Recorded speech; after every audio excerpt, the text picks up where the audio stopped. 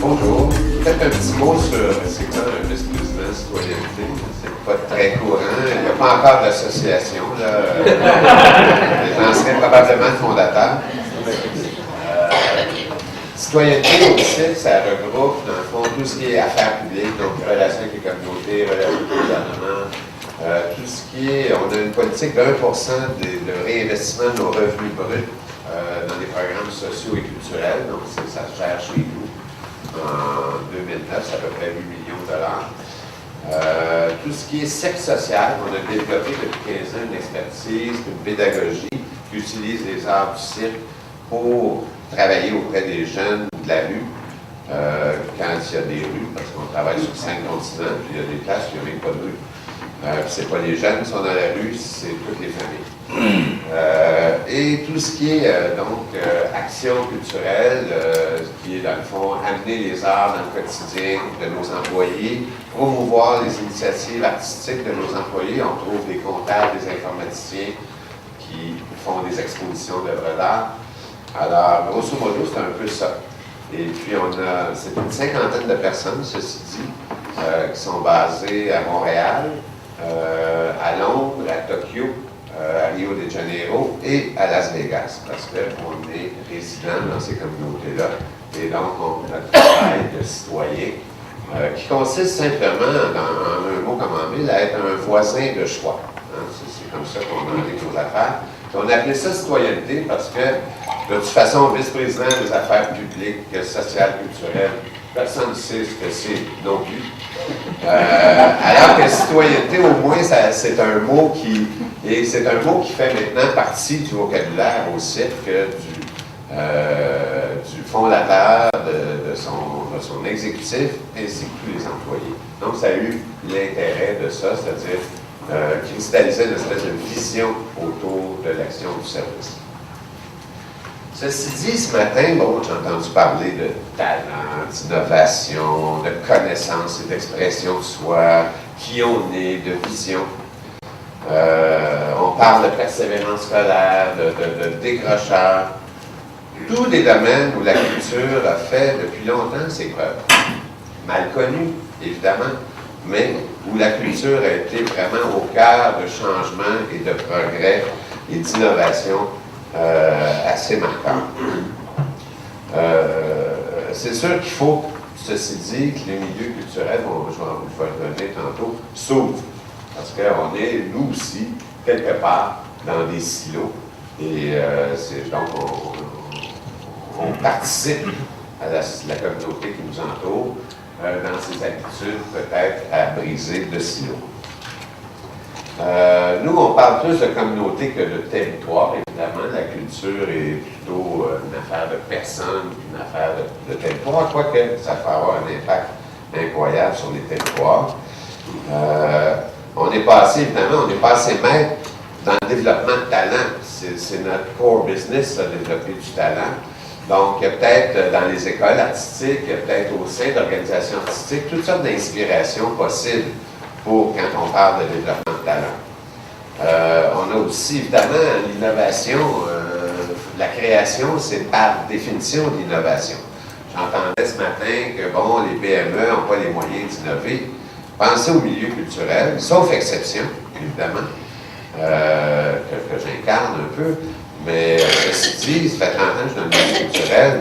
Le Cirque du Soleil, c'est l'exception qui confirme la règle. Le milieu culturel est fait de petites organisations avec très peu de moyens et qui innovent continuellement.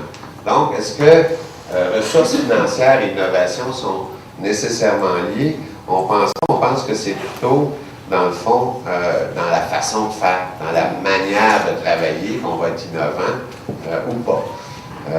Et les arts et la culture sont porteurs de conscience, de solidarité, de fierté.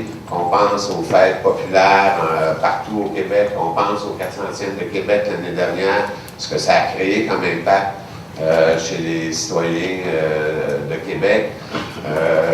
Donc, c'est porteur, c'est très porteur, la culture. Ça peut nous amener même dans l'espace. Mais pour aller dans l'espace, il faut être grandé. Alors, mais pour que, justement, je le disais, pour que la culture puisse vraiment créer son impact, il faut vraiment, premièrement, ramener la culture comme une fin. Hein? On parle d'économie, ça me fait toujours rire de voir comment la culture pourrait contribuer au développement économique. Là, les économistes se sont égarés en chemin. Parce que, dans le fond, si on retourne au sens premier d'économie, hein, il y a quelques milliers d'années chez les Grecs, économie voulait dire le bien de la communauté. Là, aujourd'hui, on est obligé de parler d'économie solidaire, d'économie responsable, d'économie durable, pour amener le sens dans l'économie. Finalement, l'économie est comme devenue une fin, alors que, normalement, ça devrait être un moyen de développement des communautés, des territoires, des personnes. Ah, tout d'un coup, non, tout le monde doit servir à développer l'économie.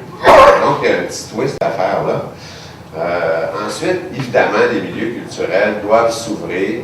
Je vais vous parler un peu de Saint-Michel, de la TEU, ce qu'on a fait là. Mais ça s'est fait avec le chantier d'économie sociale. Jacques Charret, qui est à la fiducie maintenant, a été 3 ans à la TEU. On partageait le salaire de Saint-Soleil et le chantier pour essayer de stimuler une job, dans le fond, qui n'existe pas vraiment dans les organisations artistiques normalement. Et aussi travailler avec les communautés du quartier. On parlait beaucoup, Culture pour tous a initié une démarche très récemment pour justement reconsidérer un peu comment on peut rapprocher les citoyens, la culture, renforcer l'action de la culture dans les milieux, dans les communautés. On parlait beaucoup de l'avant et de l'après, hein, parce qu'il y a le temple dans lequel on va écouter un concert, voir une œuvre théâtrale ou une œuvre chorégraphique, mais finalement, avant le temple puis après le temple, qu'est-ce qui se passe? Et c'est là que ça se passe, l'ancrage de la culture des communautés. C'est pas dans le temple, il faut sortir du temple. Alors, je vais prendre la TEU, j'ai 10 minutes, hein, ou 15, je ne sais pas comment je vais faire la suite. Il en reste 8? Je parle vite.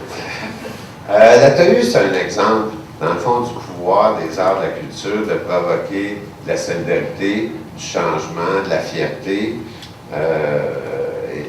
Et on partait de loin. Saint-Michel, premièrement, Saint-Michel, on y trouve le 3e plus grand site d'enfouissement de déchets urbains en Amérique du Nord. 192 hectares, 60 mètres d'épais de vidange. Alors, c'est quand même pas un territoire. Je pense qu'il y a besoin d'une rédemption. C'est un territoire qui a besoin de rédemption. Et puis, on a choisi d'aller là justement parce qu'il y avait un besoin de faire quelque chose qu'on voulait, quand Guy a investi dans nos infrastructures, il a dit, bien là, il faudrait que ça serve à d'autres mondes que nous. On devrait faire ça dans des communautés sur lesquelles on va avoir un impact.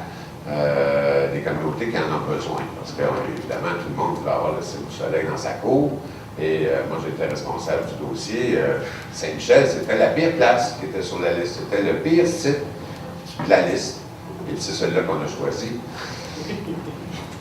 Saint-Michel, c'est aussi un des quartiers les plus sensibles au Canada, qui est composé d'une 60aine de communautés culturelles différentes. Donc, on est là dans